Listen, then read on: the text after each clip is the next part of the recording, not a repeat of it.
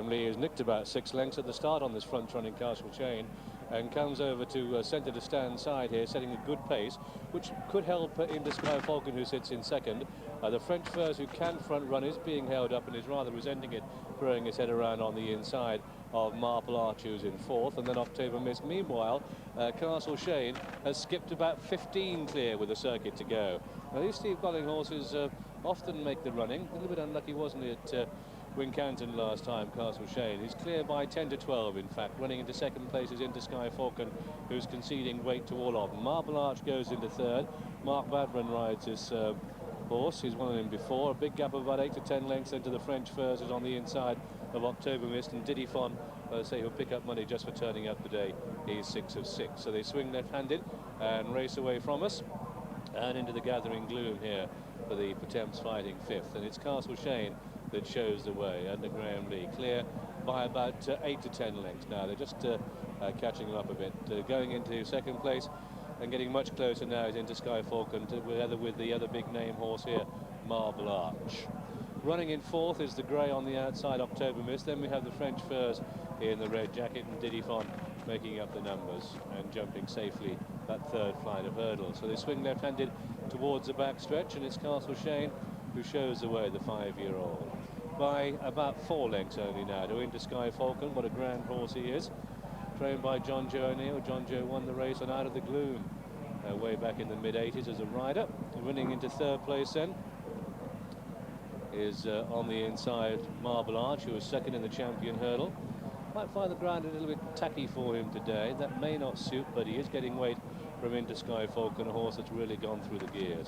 However, it's Castle Chain who leads. 2 in second place, Intersky Falcon. Running in third then is Marble Arch. October Mist, who ran over fences last year, the 8-year-old. And Mary Reevely already had a very impressive winner here in T's components earlier on in the afternoon. The French Furze getting a little bit closer, and to his grand credit, Diddy Fon isn't that far behind. Continuing the run past halfway in this Potemps fighting fifth.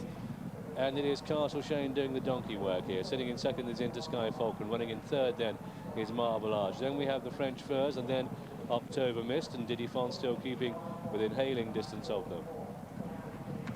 And there are 133 Scoop 6 tickets still in the pot, despite that huge result down at Newbury. Might get a result here, could we?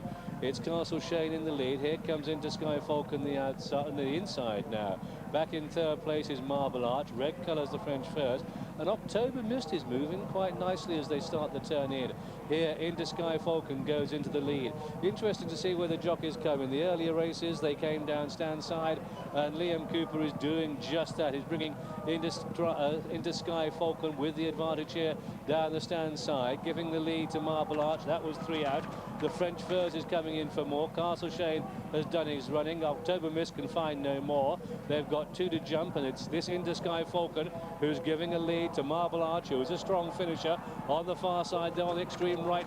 That French Furze, but he made a right mistake there. 1 more flight of hurdles to jump, and it's Intersky Falcon absolutely magnetised to the stand side rail.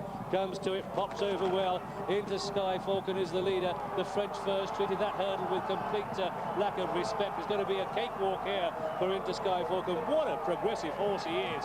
Brother to John Fernley, the Lincoln winner. It's Intersky Falcon coming home for John Joe O'Neill. The French Furze second again. That's 3 times he's run in this race, 3 times second.